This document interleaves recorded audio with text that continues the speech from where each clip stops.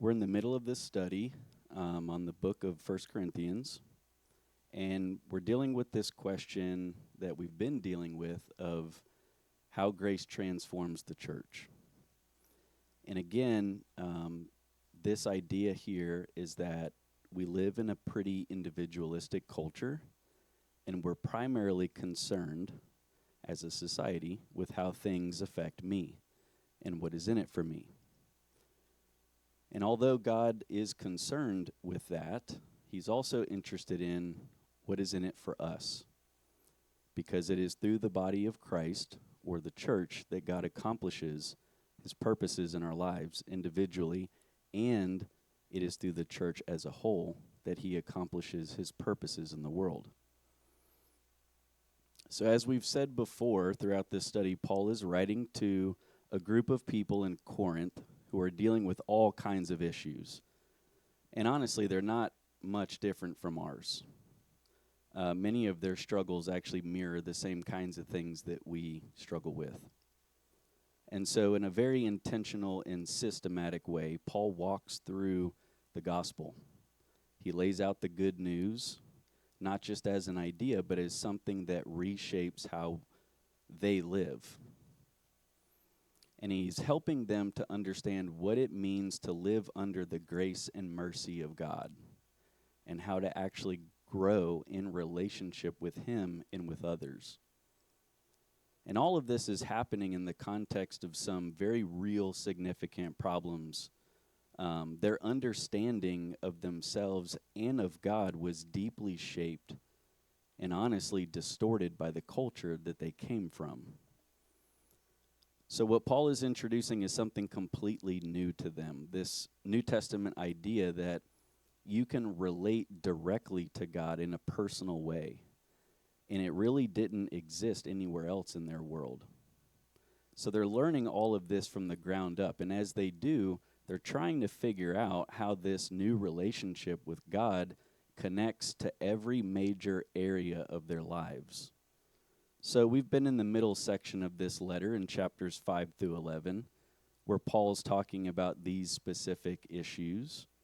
We've covered how a relationship with God affects our understanding of sex. And then for the last couple of weeks, we've been talking about this idea of freedom and what it even means to be free.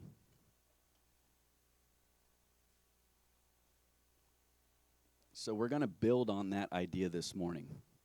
And we're going to finish up this discussion on freedom. So we're in chapter 9, verses 19 through 23. And I think this brings together a bunch of stuff that we've talked about in our last few discussions. And Paul has already said that he is free to do whatever he wants in Christ.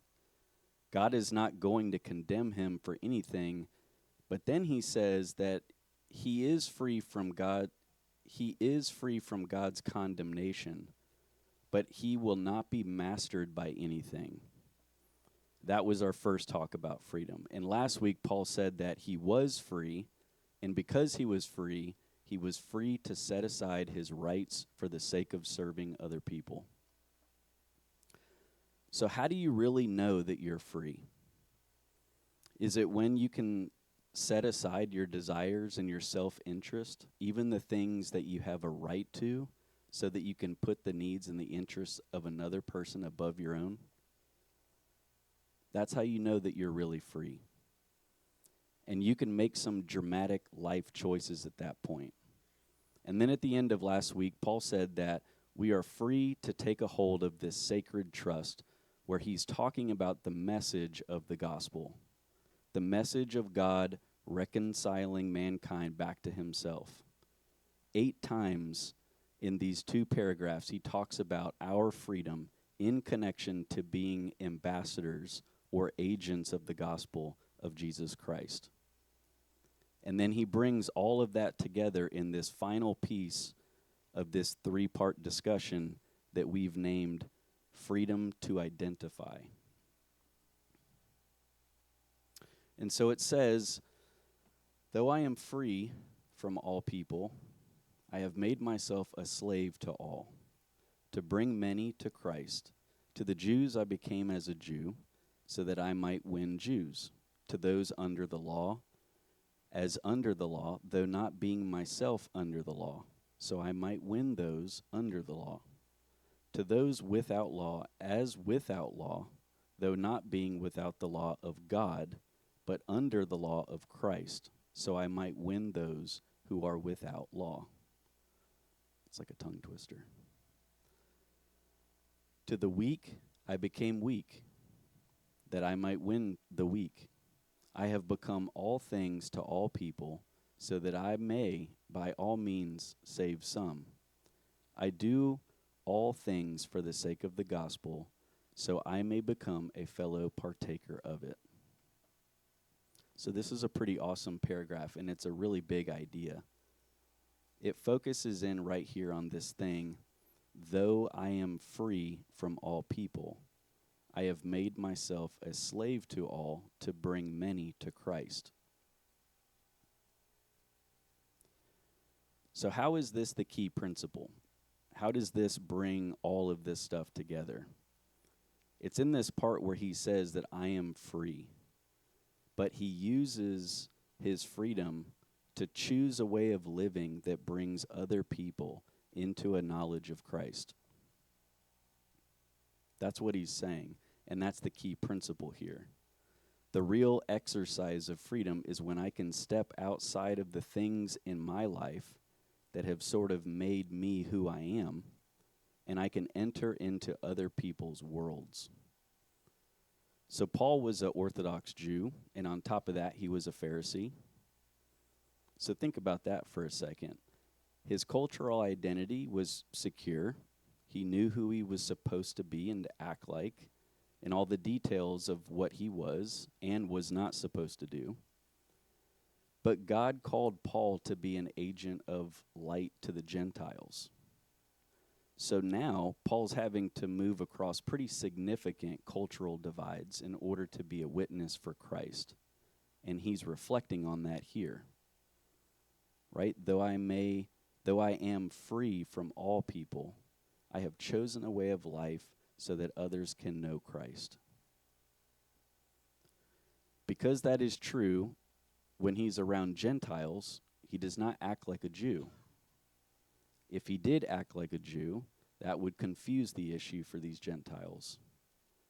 They may think that you need to be or act Jewish in order to have faith in Christ. And when he's around Jews, he does not act like a Gentile. He eats kosher foods, he observes the Sabbath, stuff like that. But always for the exact same reason. It's so that people get a really clear impression of what the message is. It's to keep all the cultural issues from getting in the way. So this is the broad stroke of what Paul's talking about here. And what we're going to do is talk about two different ways that Paul applies this. And this fits very nicely with this famous comment from Joshua 24:15. Joshua says this to the people of Israel as they're entering the promised land, and Joshua is ending his public work. He says that it's up to them now when it comes to deciding what you are going to do and what you're going to be about. Choose for yourselves, as for me and my house, we shall serve the Lord. So you're free to choose. You can grovel before the Canaanite deities. You can spend your life on financial security and comfort and distraction. You have that freedom. But the freedom that produces real health and growth and spiritual vitality and really connects you with the purposes of God is the freedom to choose to be a servant of the Lord. And this is exactly what Paul is talking about in our passage here in 1 Corinthians. So let's look at those two applications that I just talked about. So the first is from verse 22. He says, I have become all things to all people so that I may by all means save some. And this is a kind of famous line the idea of being all things to all people. You've probably heard that before. But what does this phrase actually mean? We could think that Paul is saying that we should have no real sense of self, that we become like shapeshifters or chameleons. We just like mirror people when we're around them socially to fit in, right? But Paul's not saying that. What he's actually saying is something far more profound. He's recognizing that anyone who is exploring Jesus, or even more broadly, anyone who is wrestling with God and how God might fit into their life, is always asking two questions. And the first question is this true? Right? Is the message of the Bible actually true? And what grounds do I have for believing that?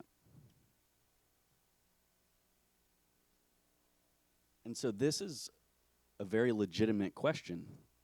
And in fact, God never discourages that kind of thinking, right? He's not asking people to believe blindly, but to truly understand what they believe and why.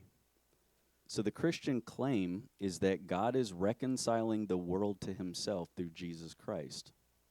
That humanity, though created in the image of God, is therefore deeply dignified, but they've gone their own way, and they've chose a path away from God.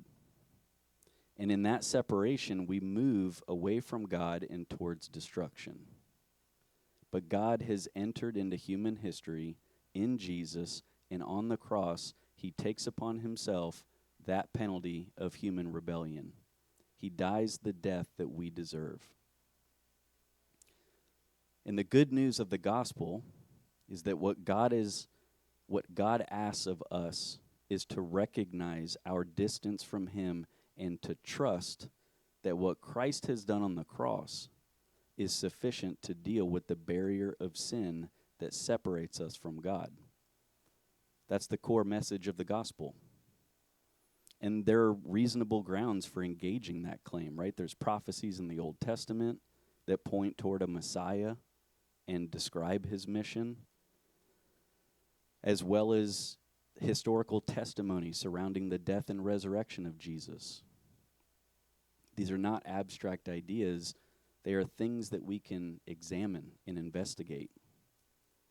So that's the first question to consider. Is it true? And how would I know it's true? But there's a second question that is often less visible and yet just as powerful. And I think this is where Paul's statement about becoming all things to all people comes into focus. So it's this tension between the content and the culture. So the content is the message itself. It's the gospel, the good news of Christ, which we just talked about. But culture is always present behind the message, shaping how we hear it, how we interpret it, how we see ourselves in it. And we're never fully free from the influence of the cultural world that we live in. Our assumptions about identity, belonging, meaning, and life are formed in us long before we're even aware of them. So when someone encounters the gospel, they're not only asking, is this true? They're also often underneath the surface asking something like this. Can I see myself in this? Can I actually become one of you? Does this story have a place for me, and can I step into it without losing who I am? And the second question is often what determines if someone moves forward or stops short. Because this is not just an intellectual agreement, it's about life and identity and belonging. So when Paul says he has become all things to all people so that by all possible means he might save some, he's not talking about losing identity. He's talking about removing unnecessary cultural barriers so that people can actually hear the message clearly and find themselves able to step into it. Because people are not only deciding whether the gospel is true, they're deciding whether they can live inside of it. Okay, so we have this like real world example. We're going to do like a little picture study this morning. And this is from a guy that we know in Ohio. This was Dax's mentor. And he's in charge of their international missions. And he spends a lot of time in other countries helping people figure out how to start house churches and get the gospel some traction in these indigenous movements. And he did a tour of Java. And Java is an island in Indonesia. It's about 5 degrees from the equator, so that means it's very hot there. And it's 99.5% Muslim, and that leaves another 0.5% for being anything but Muslim, including Christian. And so right here is what the Christian presence in Java looks like. So I want you guys just to take a moment and take in the picture here.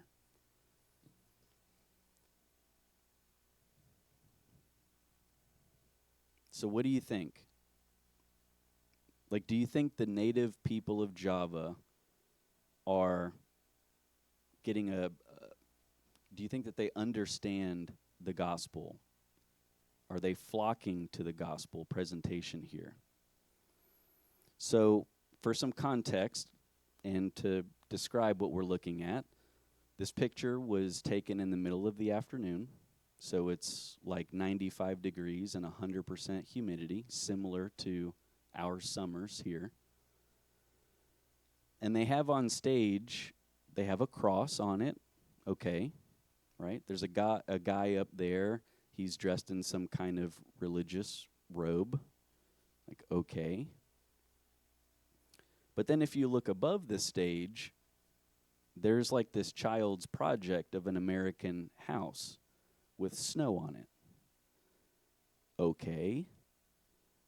And there's not one single person on that island who has ever seen snow in their entire life. Right? This kind of gets a little weird.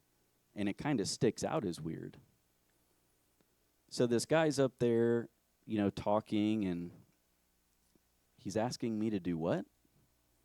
Like when he asks to join up with Jesus, what else am I joining up with if I'm a person listening? What is he talking about? It's so far outside of my culture that I will actually have to leave my culture in order to be one of these Christians that he's talking about. And this is exactly what this is asking you to do and what they're saying. And it's a little bit of a problem. It's kind of like a mixed message. If you walked in off the street or were invited to one of these meetings and the dude has some kind of altar call, would you be like rushing to join them? Or would you be more thinking like, you can't be serious? You want me to dress like that? And you want me to believe what? You want me to identify as what? And so you may have had like a similar experience. Most of us have been in situations where maybe you're checking out churches, maybe you move to a new town, you start to kind of think like, hey, I should, find a new community to plug into, so you go visit a church, right?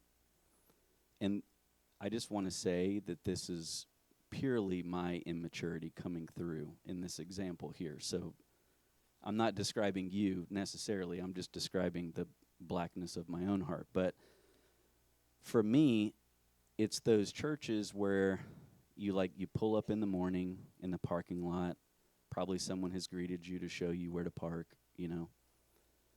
And that some super excited, bubbly greeter person, leans in super confidently to give you a big hug. And they're like, hey, brother, I'm so excited to see you this morning. And I'm thinking stuff like, this is kind of weird. Like, I've never even met you, you know? You have no idea who I am. You don't know what I'm going through. And then you go inside this big, beautiful building, and everyone inside just seems like they've got all their stuff together, you know? Everybody looks perfect from the outside. Seems like they've had the best week ever, that their marriage is just awesome, and their kids are like saints, angels, you know?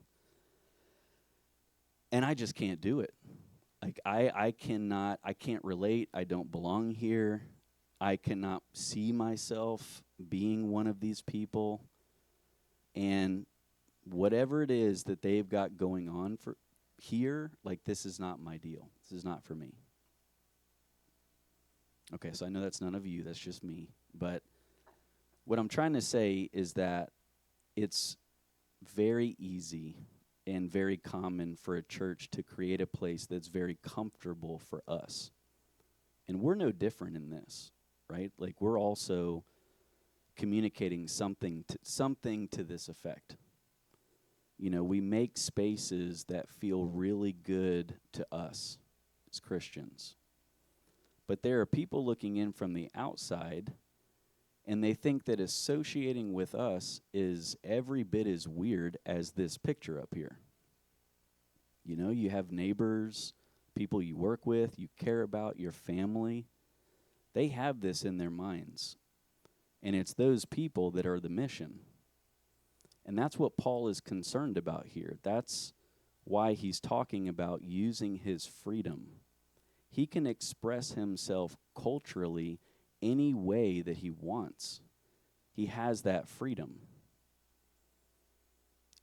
And what if he used that freedom to become all things to all people so that there are not barriers that don't need to be there?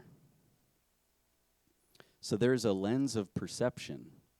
I'm not saying that the gospel is different or means something different today in America than it does in Java. It's the same message, but there is a perception that is looking in that is just completely different. Right? People grow up with an outlook and an understanding of things, and the picture of this church in Java just does not fit with what they already understand. And the ways that it doesn't fit are just completely meaningless. Underneath the question, is this message true? People are always asking themselves if they can see themselves as one of us. And what is the cost of belief in this thing? Their association with the gospel and their association with Christians comes at what cost? People have all of their past experiences. Maybe they grew up around Christians, and they were just weird people, right? They're like, whatever they're into. They're handling snakes. They're dressed funny. They're passing out in aisles. They're rigid, stiff, you know, whatever their thing is. It's just too out there. It's not even really an option for me to be one of those people.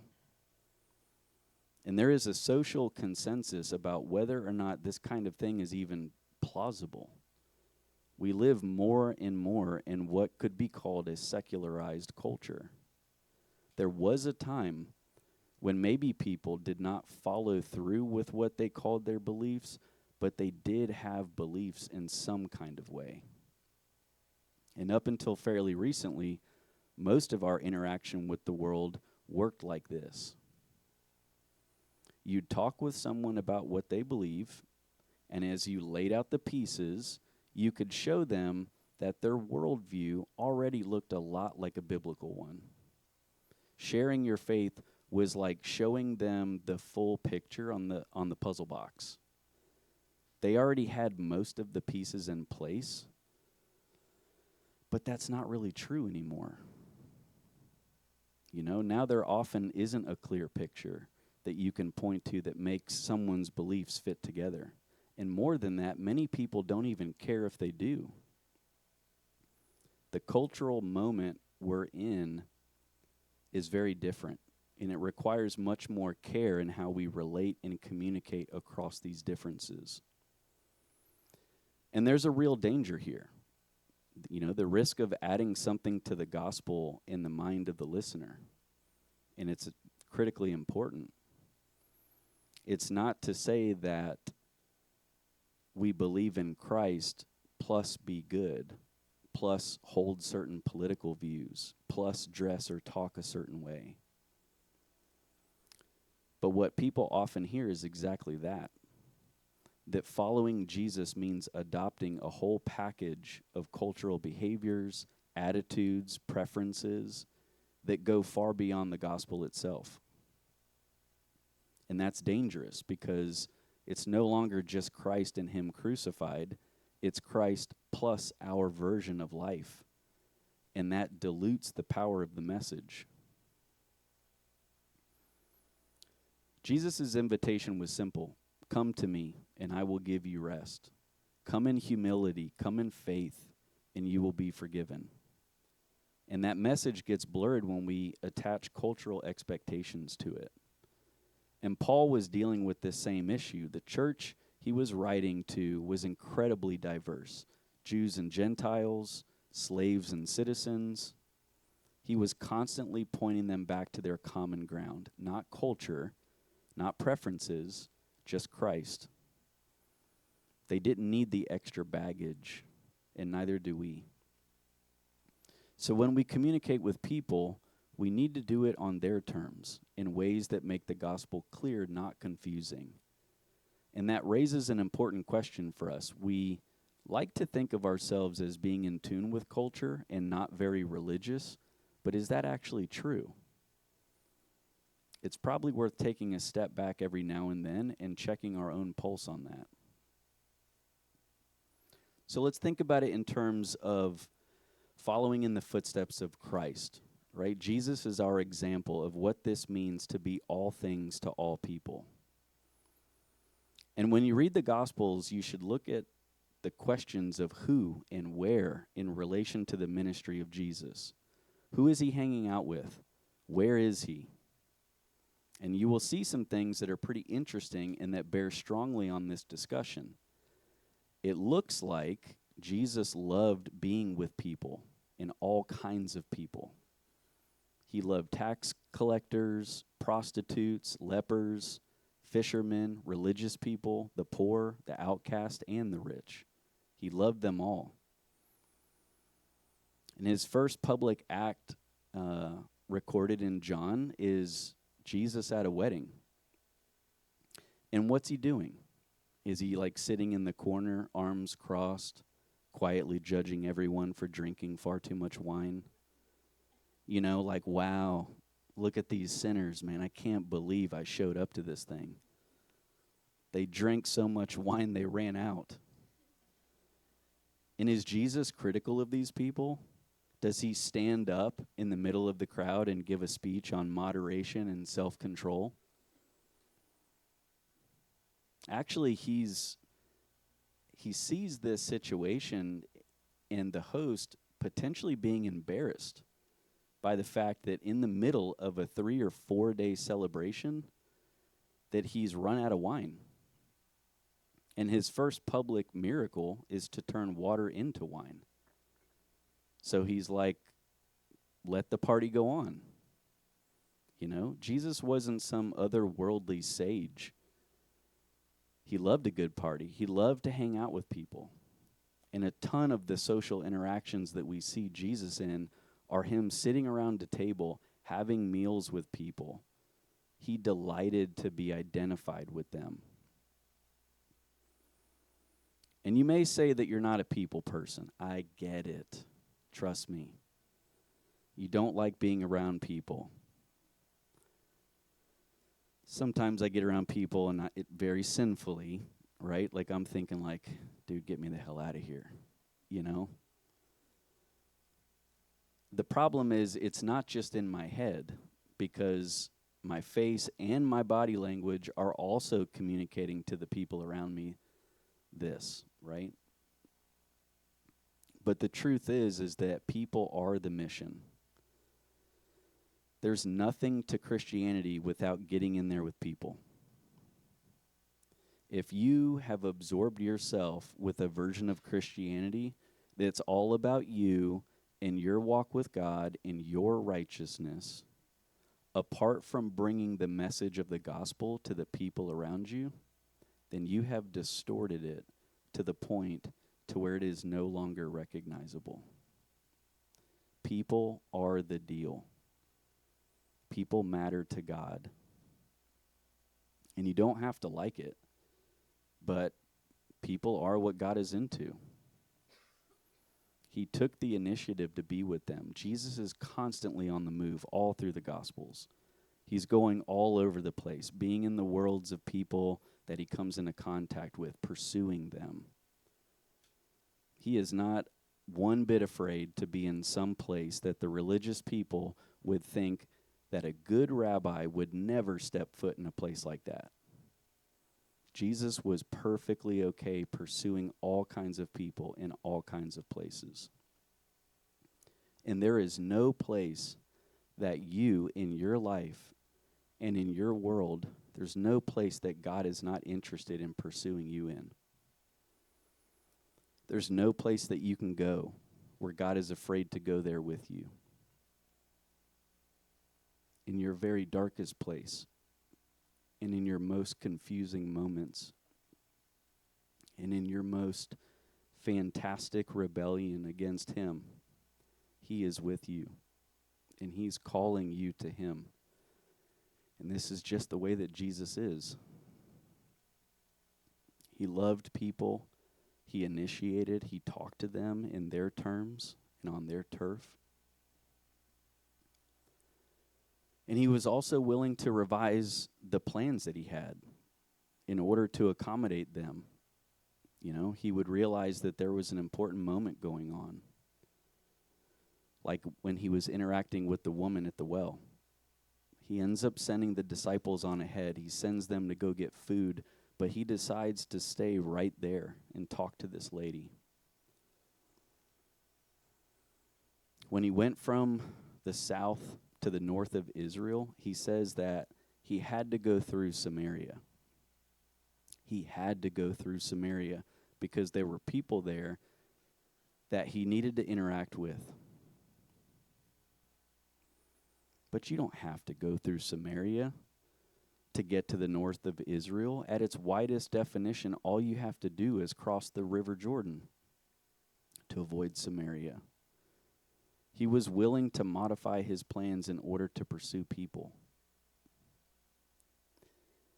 And that means that for us, being all things to all people, like our Lord, means that we need to widen our comfort zone to appreciate new things and different kinds of people. A mature Christian is someone who is broader and broader in the kinds of people that they're willing to lovingly pursue, and who appreciates more and more things. You should be more comfortable in more places than you were 10 years ago. You should be able to interact with people along a very wide continuum of social interactions. That's just what a maturing Christian is. It's someone who can relate to people more because they know more of their Lord, who is the master of relating. Jesus made people of all sorts comfortable in his presence. And there's another principle that goes along with this idea. We see this embodied in the ministry of Christ and also in Paul.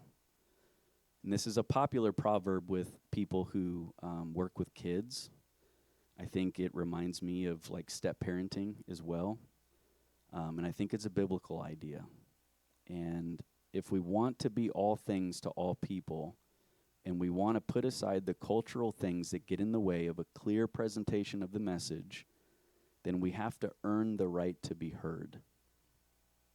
So check this out. This is a summary of the ministry of Jesus from Matthew chapter 9. And he says that Jesus was going through all the cities and villages, seeing the people. He felt compassion for them because they were distressed and dispirited, like sheep without a shepherd. Then he said to his disciples, "The harvest is plentiful, but the workers are few." So the thing that is particularly interesting about this is the verbs in the order of the verbs. So look at this. Jesus was going. He didn't wait for people to come to him. He was going to them in their villages and towns, wherever it was comfortable for them, to have an honest exchange and interaction. He pursued them. And then it says that he saw. He saw them. Jesus is observant, right? Not just seeing from like a photographic sense. He's seeing beneath the surface. He's looking at the things that animate their heart. And then it says that he felt. He felt compassion for them. And then after going and seeing and feeling, then he finally says. So maybe that would be a valuable thing for us to think about. Do we really want to enter into other people's worlds? Do we really want to be all things to all people? Do we really want to connect deeply with people in the way that Christ did? How about if we go and see and feel before we think it's time to say something? And that's how Jesus did it.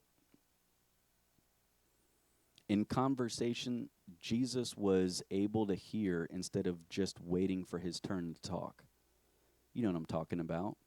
Someone's talking and you're nodding like, "Oh, yeah, really? Oh, man, that's crazy." Those are all my lines. But in your head, you're just like loading up what you're about to say next. You might be able to repeat their words, but you didn't really hear them. Your mind was too busy preparing your response instead of paying attention to what's happening beneath the surface, to what their heart is actually saying. And if you could just quiet your mind for a moment, you would pick up on those things. In Jesus, we see someone who really heard people. And yes, he's God, and so he has an advantage. But he's also our model. He had both the ability and the willingness to listen beneath the words to what was going on in their heart. And that kind of awareness comes with practice when we choose to be others-centered in our conversations. Because most of us are still pretty self-centered. We smile, we nod, we say the right things, but we miss what actually matters. It is with a prayerful mind that we can ask God to help us understand what this person is really saying, that we can start to get past this and into the deeper heart stuff. And people can really sense that when they've been heard. You've certainly experienced a conversation when you did not feel heard, right? There's a difference. And to be all things to all people and to earn the right to be heard is to be able to connect with people and identify with them emotionally. Conversation should be more than just the communication of facts and information. You should be attentive to the things, the tone of the person's voice, their posture. You should be aware of the concerns that may be driving the other person's heart. And you should be able to respond in kind. You may not be able to identify with all the particulars of their life experience. But as we talk about significant things in life, we should all be able to understand people being gripped by fear or feeling overwhelmed or rejected or who are anxious, who are grappling with real moral failure. We should be able to understand a person that is desperately pursuing pleasure because they're having trouble looking at the realities of their life.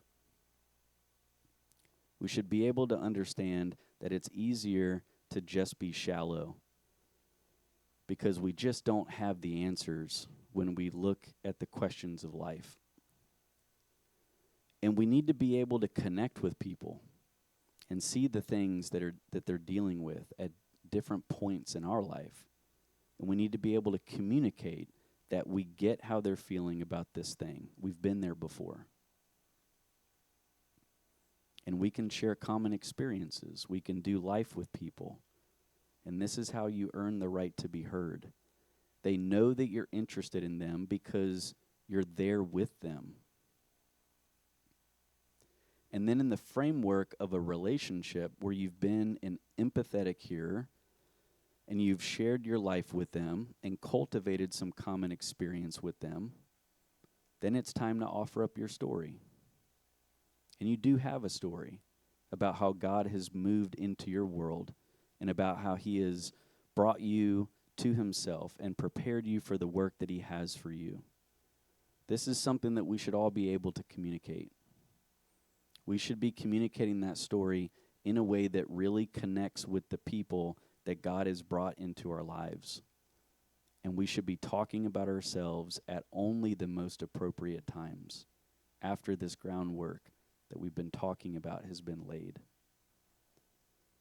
So Paul lays another thing out there. He says that he is free, but that he has become the slave of all, so that he can become an agent of the gospel.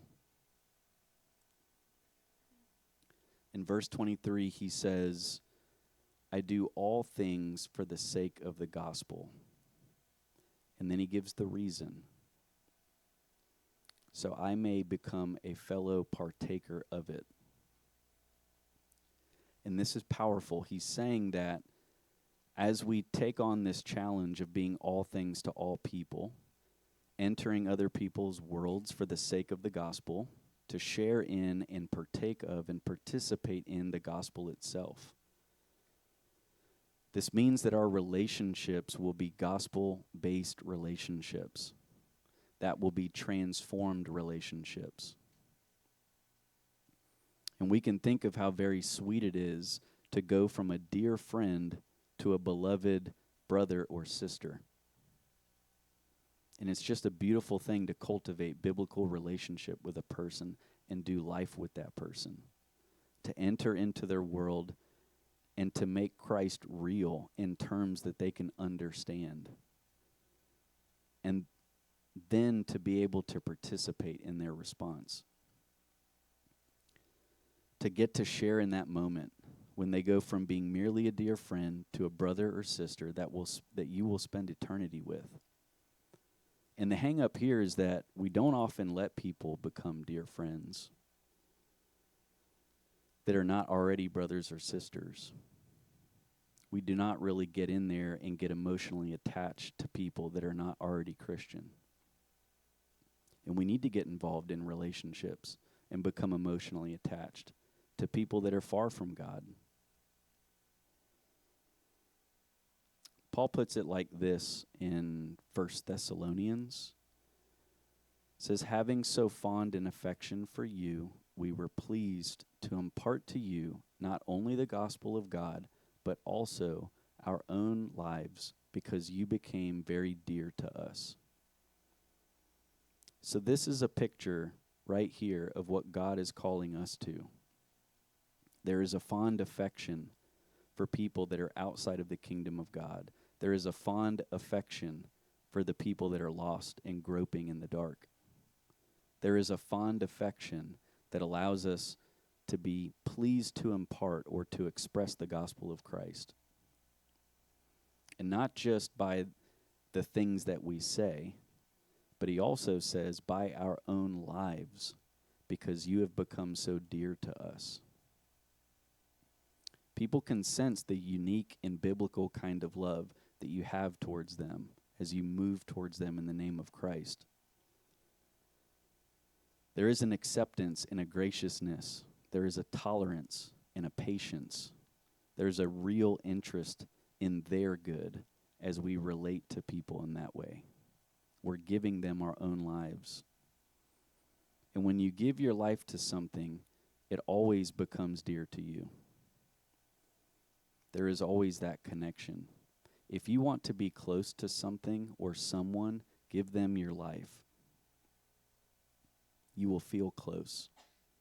You will feel that they are important. If you want closeness in a strained marriage, give your spouse your life. That will cultivate a sense of closeness and that sense of desire and that sense of connection. And that should be the mark of the Christian.